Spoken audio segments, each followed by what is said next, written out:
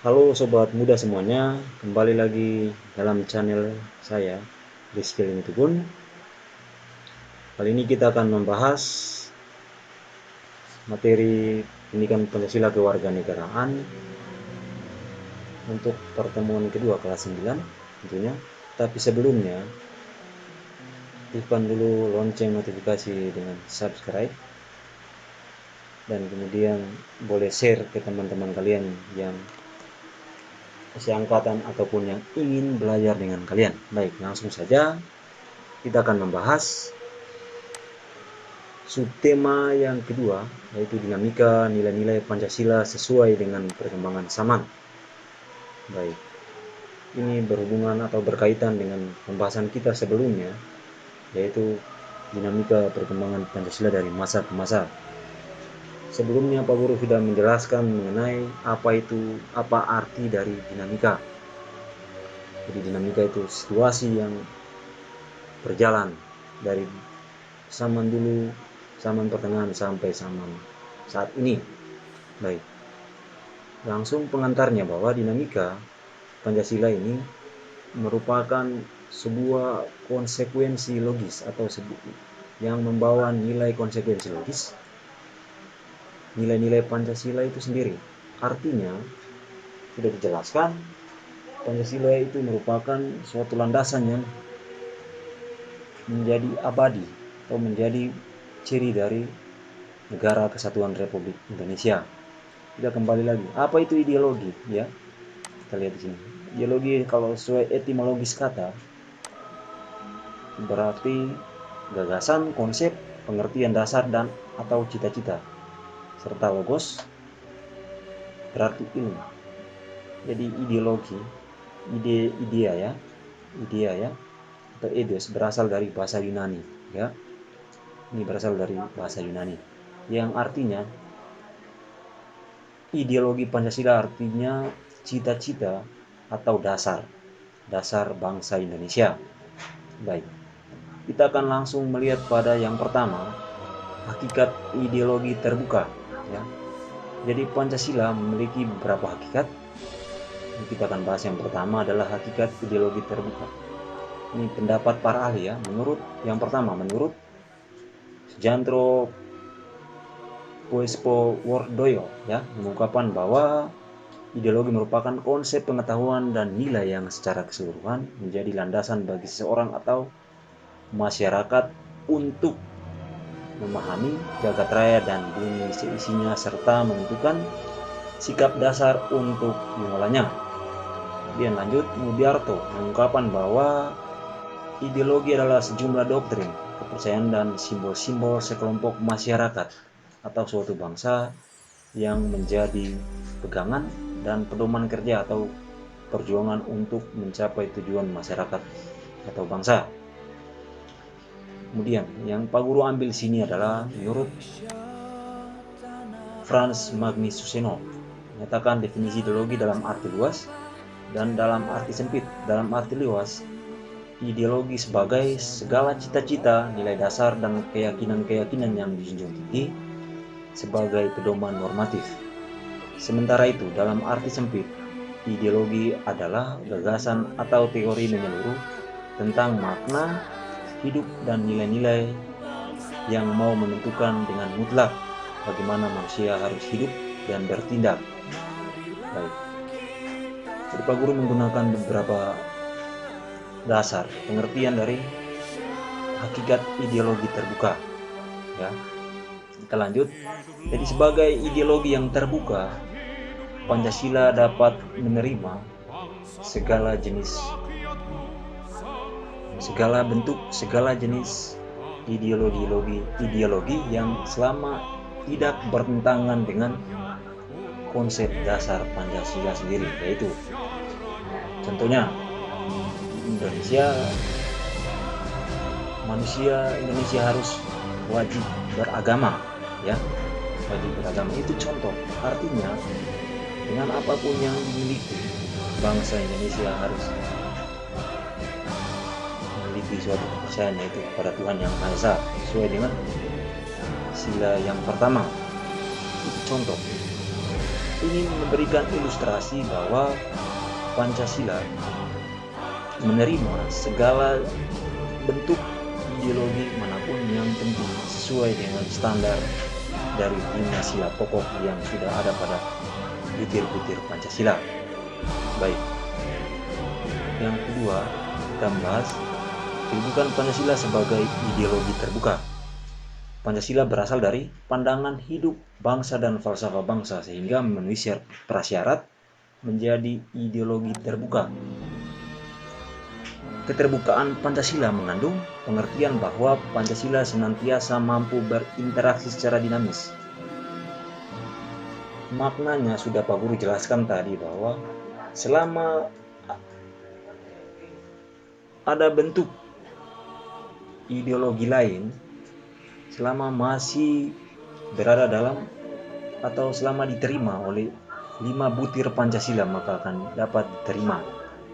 Baik. Namun terdapat beberapa hal yang harus diperhatikan, yaitu untuk menciptakan stabilitas nasional yang dinamis. Kemudian, larangan untuk memasukkan pemikiran-pemikiran yang mengandung nilai ideologi Marxisme, Leninisme, dan komunisme. Kemudian, yang berikut, mencegah berkembangnya paham liberal. Yang berikut, larangan terhadap pandangan ekstrim yang menggelisahkan kehidupan masyarakat. Dan yang berikut, penciptaan norma yang harus melalui kesepakatan. Baik, kita membahas satu persatu. Ini sangat penting ya, karena kedudukannya sebagai ideologi terbuka. Yang pertama, stabilitas nasional yang dinamis. Artinya, jika ideologi yang sudah diterima, apakah dapat menciptakan kondisi daerah atau kondisi negara yang stabil atau tidak. Kemudian, yang berikut, larangan untuk memasukkan pemikiran-pemikiran yang mengandung nilai ideologi Marxisme. Itu nilai yang mengandung pada paham sosialis ya. Kemudian Leninisme dan komunisme. Ketiga paham ini sama ya. Ini mengarah kepada perjuangan-perjuangan zaman dahulu, yaitu perjuangan Partai Komunis Indonesia. Sehingga paham ini dilarang.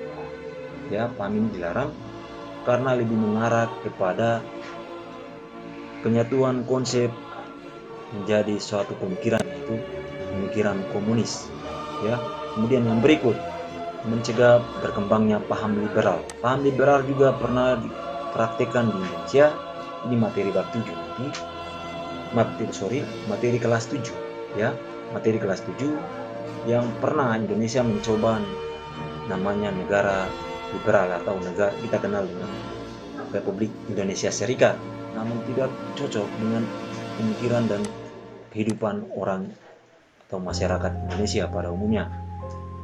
Karena Indonesia menganggap paham yang cocok adalah bukan paham negara dalam negara. Jadi berkembangnya paham liberal ini contohnya adalah negara dalam negara. Bisa lihat paham liberal sekarang ada di Amerika Serikat. Itu negara dalam negara ya. Kemudian yang berikut, larangan terhadap pandangan ekstrim yang menggelisahkan kehidupan masyarakat. Pandangan-pandangan ekstrim ini seperti organisasi-organisasi yang menggunakan paham ekstrim seperti paham syariat Islam murni yang pernah dipraktikkan oleh atau diperjuangkan oleh DII Tentara Islam Indonesia. Ini ekstrim karena apa? Indonesia bukan hanya milik umat Islam. Indonesia milik seluruh bangsa yang menyatakan diri bergabung dengan NKRI. Kemudian beberapa hal ini merupakan pokok atau standar dari kelima butir Pancasila yang sudah ditetapkan menjadi dasar. Baik, kita lihat yang selanjutnya, nilai dasar, yaitu hakikat kelima sila Pancasila. Yang pertama, ketuhanan yang Maha Esa, kemanusiaan yang adil dan beradab, persatuan Indonesia, kerakyatan yang dipimpin oleh hikmat kebijaksanaan dalam permusyawaratan dan atau perwakilan, dan keadilan sosial bagi seluruh rakyat Indonesia. Nilai-nilai dasar tersebut bersifat universal atau bersifat umum, ya, bersifat umum. Jadi nilai dasar inilah yang menjadi acuan bagi pembentukan setiap undang-undang yang ada di pemerintahan nasional Indonesia. Kemudian kita lanjut. Adapun perwujudan nilai dasar Pancasila sebagai ideologi terbuka tersebut adalah sebagai berikut. Yang pertama, perhatikan nilai ketuhanan yang Maha Esa dalam Pancasila, ya, merupakan bentuk hubungan warga negara Indonesia sebagai insan pribadi dan dengan Tuhannya masing-masing. Bentuknya horizontal, dari bawah ke atas dan dari atas ke bawah. Setiap pribadi wajib mengakui adanya Tuhan yang Maha Esa, berarti wajib memiliki agama. Kemudian yang kedua, nilai kemanusiaan dalam Pancasila diwujudkan hubungannya bersifat vertikal, mendatar antara sesama dalam bentuk hubungan manusia dengan manusia, hubungan manusia dengan pemerintah, hubungan manusia dengan lembaga negara atau apapun. Itu adalah sama, ya. Kemudian yang berikut, nilai kemanusiaan, nilai persatuan dalam Pancasila, artinya setiap orang Indonesia, setiap warga Indonesia harus terikat dengan peraturan perundang-undangan yang berlaku di negara Indonesia. Harus terikat. Terikatnya seperti sederhananya, contohnya kalian merupakan siswa SMP YPPK Santo Bernardus, ya, wajib kalian mentaati setiap aturan yang ditetapkan oleh sekolah. Aturan yang ditetapkan sekolah bukan untuk kepentingan sekolah semata, tetapi untuk kepentingan kita bersama.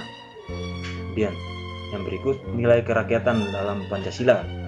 Ini adalah bentuk negara memberikan kebebasan kepada rakyat dan juga wajib negara melindungi rakyat.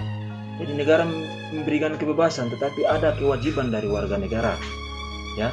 Jadi nilai kerakyatan ini, negara memberikan kebebasan, tapi ada kewajiban yang harus negara berikan kepada warga negara, yaitu seperti contohnya pajak dan lain-lain. Itu suatu kewajiban, ya, kewajiban untuk pembangunan bersama berasal dari pajak tadi, ya, untuk membiayai kehidupan negara yang begitu besar. Kemudian yang berikut, nilai keadilan dalam Pancasila. Ini artinya setiap warga negara harus berlaku adil kepada sesama lainnya. Jadi nilai keadilan dan nilai kerakyatan itu berhubungan dengan 3 sila yang di atas. Mulai dari ketuhanan, kemanusiaan, dan persatuan. Ini 2 nilai yang terakhir, nilai kerakyatan dan nilai keadilan, berpegang pada 3 nilai di atas. Artinya, untuk nilai keadilan, setiap warga negara berlaku adil. Artinya jangan kemudian merampas hak orang lain, jangan kemudian mencuri hak orang lain, atau jangan kemudian menindas yang lain dan menomorsatukan yang satu. Tidak. Negara tidak ada kelompok-kelompok. Negara adalah kepentingan bersama. Itu adalah bagian dari nilai keadilan dalam Pancasila. Kemudian yang berikut, nilai instrumental, ya. Nilai instrumental ini terlepas dari penjabaran nilai murni atau konsekuensi dari 5 sila Pancasila.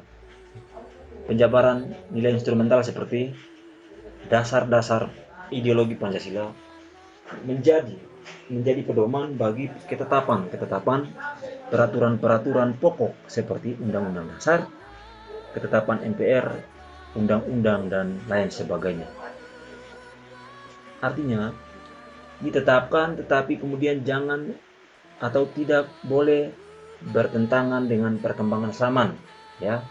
Harus mengikuti perkembangan zaman. Contohnya, Undang-Undang Dasar sudah 4 kali di amandemen. Ini untuk apa? Untuk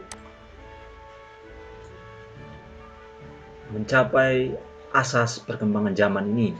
Artinya Pancasila yang dulunya dianggap sudah tidak sesuai atau banyak ayat pasal yang tidak sesuai dengan perkembangan zaman diganti, bukan dirubah nilainya berubah, tidak, diganti untuk mengikuti perkembangan zaman sehingga dapat menampung aspirasi masyarakat bersama berdasarkan pada nilai luhur Pancasila itu sendiri. Kemudian yang berikut, nilai praksis. Ini merupakan realisasi dari nilai-nilai instrumental ya, berupa suatu pengalaman nyata dalam kehidupan sehari-hari dalam bermasyarakat. Yang kita temui adalah contohnya kehidupan bergotong royong, kehidupan bersama, bermusyawarah, dan lain-lain dalam organisasi-organisasi masyarakat, organisasi-organisasi apapun, atau dalam kehidupan sosial kita sebagai manusia dalam kelompok-kelompok, rukun warga, rukun tetangga, dan lain-lain. Kemudian kita lanjut. Selain memiliki aspek-aspek yang bersifat ideal, juga berupa cita-cita, pemikiran, serta nilai-nilai yang dianggap baik. Ya, secara ideologi terbuka, secara struktural memiliki 3 dimensi. Adapun ketiga dimensi Pancasila tersebut diantaranya sebagai berikut. Yang pertama, dimensi idealisme. Dimensi idealisme bersifat sistematis, rasional, dan menyeluruh. Ya, Pak Guru ulang. Dimensi idealisme Pancasila bersifat sistematis, rasional, dan menyeluruh. Jadi ini adalah suatu sistem di mana ideologi mengandung cita-cita yang ingin dicapai dalam berbagai kehidupan bermasyarakat dan bernegara, ya, dalam bermasyarakat dan bernegara. Artinya, dimensi idealisme memberikan motivasi, kemudian dukungan secara pemikiran artinya dukungan secara apa yang saya inginkan, apa yang saya cita-citakan. Kemudian yang berikut, dimensi normatif ya. Dimensi normatif mengandung pengertian bahwa nilai-nilai yang terkandung dalam Pancasila perlu dijabarkan dalam suatu sistem norma. Sistem norma ini adalah mengandung arti bahwa dijabarkan dalam sistem hukum atau undang-undang untuk membatasi, menjelaskan, dan menjabarkan.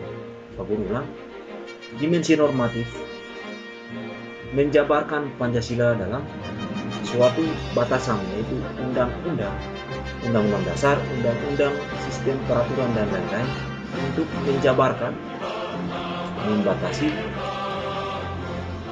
dan menjaga Pancasila dan nilai-nilai luhur bangsa tersebut. Jadi kita lihat tata tertib hukum tertinggi dalam negara Republik Indonesia adalah merupakan pokok kaidah negara yang fundamental. Tertera di mana terdapat pada pembukaan Undang-Undang Dasar 1945. Pembukaan atau dikenal dengan Stat Fundamental Norm, ya. Stat Fundamental Norm. Baik, kita lanjut. Yang berikut, dimensi realitas mengandung arti bahwa kehidupan yang berkembang dalam masyarakat Pancasila perlu memiliki keluasan, perlu memiliki hal yang jangan terlalu mengikat, lalu kemudian hidup manusia atau masyarakat Indonesia seperti seakan-akan contohnya kehidupan dalam arti militeristik. Tidak. Karena negara Indonesia bukan hanya adanya militer, tapi juga ada banyaknya dalam masyarakat sipil. Kita leluasan mengerjakan sesuatu selama tidak bertentangan dengan ideologi Pancasila itu sendiri. Itu contoh dari dimensi realitas. Kemudian kita lanjut. Pancasila harus mampu dijabarkan dalam kehidupan masyarakat secara nyata. Jadi kehidupan secara nyata, contohnya dalam kehidupan sehari-hari, orang tua kalian satu dengan orang tua kalian yang lain pasti akan melakukan komunikasi, pasti akan bertanya-tanya mengenai apa yang harus saya lakukan, ya. Untuk apa? Untuk mencapai untuk mendengarkan informasi yang jelas bagi perkembangan studi kalian. Itu contohnya. Nah, kita lanjut. Yang berikut kita akan membahas Perwujudan nilai-nilai Pancasila dalam berbagai kehidupan. Di kehidupan ini berkaitan dengan nilai-nilai dimensi yang sudah kita bahas di atas, ya. Ini berkaitan dengan hakikat ideologi terbuka tadi. Kita membahas yang berikut adalah perwujudan nilai-nilai Pancasila dalam berbagai aspek kehidupan atau berbagai kehidupan. Kalian lihat di gambar 1.6 itu merupakan suasana kegiatan gotong royong di masyarakat. Suasana ini sampai saat ini masih terjaga. Gotong royong merupakan nilai asli bangsa Indonesia, ya, nilai bangsa asli Indonesia. Gotong royong sama dengan mufakat atau bermusyawarah. Itu adalah beberapa nilai pokok yang juga merupakan nilai asli bangsa Indonesia. Kita lanjut. Perwujudan nilai-nilai Pancasila dalam bidang politik dan hukum, ya. Contohnya kita lihat dalam hal ini lembaga-lembaga negara seperti DPD, MK, dan KY merupakan hasil dari amandemen Undang-Undang Dasar 1945. Untuk apa? Untuk menjawab kebutuhan masyarakat itu sendiri. Yang tadi sudah Pak Guru jelaskan bahwa aturan yang dibuat, norma yang dibuat harus berjalan sesuai dengan perkembangan zaman. Jadi tantangan zaman sudah mengharuskan Indonesia harus membentuk lembaga baru seperti DPD untuk mewakili aspirasi dari daerah. Kemudian ada Mahkamah Konstitusi yang bertugas untuk menjaga konstitusi atau undang-undang dasar. Dan kemudian juga Komisi Yudisial atau KJ yang bertugas untuk mengadili para pelanggar dalam aturan. Ya, ini kita akan membahas karena apa? Karena berdasarkan kebutuhan rakyat Indonesia saat ini. Itu contoh perwujudan nilai-nilai Pancasila dalam bidang hukum dan politik, ya. Kita lanjut.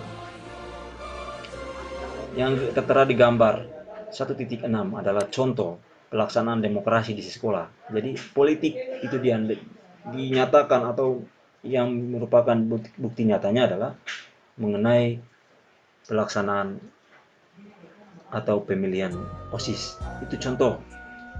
Kemudian yang berikut, perwujudan nilai-nilai Pancasila dalam bidang ekonomi. Ya, kita lihat ini tegaskan dalam Undang-Undang Dasar Negara Republik Indonesia tahun 1945 pasal 33. Yang pertama, kita lihat perekonomian disusun sebagai usaha bersama berdasar atas asas kekeluargaan.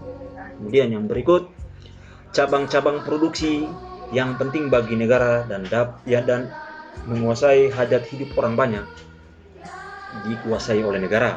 Yang berikut, bumi dan air dan kekayaan alam yang terkandung di dalamnya dikuasai oleh negara dan dipergunakan untuk sebesar-besarnya kemakmuran rakyat. Yang berikut, perekonomian nasional diselenggarakan berdasar atas demokrasi ekonomi dengan prinsip kebersamaan, efisiensi, berkeadilan, berkelanjutan, berwawasan lingkungan, kemandirian, serta menjaga keseimbangan, kemajuan, dan kesatuan ekonomi nasional. Perwujudan nilai-nilai Pancasila dalam bidang ekonomi mengacu pada kepentingan bersama, artinya kepentingan yang lebih besar. Perhatikan di poin B, kepentingan yang lebih besar harus dikuasai oleh negara.